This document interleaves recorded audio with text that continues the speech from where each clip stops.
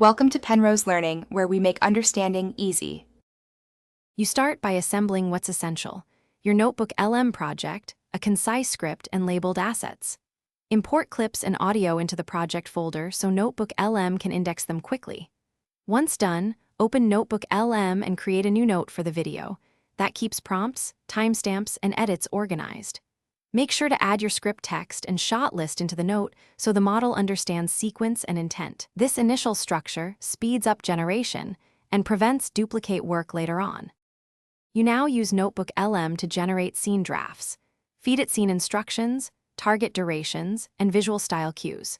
Explain why each shot exists and provide example timestamps. This ensures coherent pacing. Once Notebooklm proposes text and edit points, import suggested cuts into your editor or apply Notebooklm's export if available.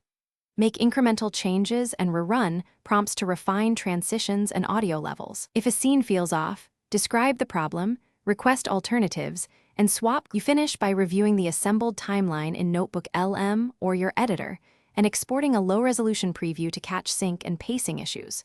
Once satisfied, render the final file and add captions and metadata for accessibility and search. If export fails or clips mismatch, try a key troubleshooting step.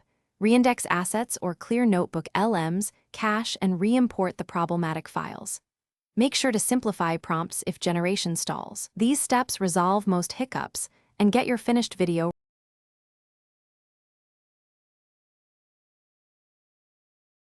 Thanks for watching. If this was helpful, leave a like and consider subscribing. See you next time.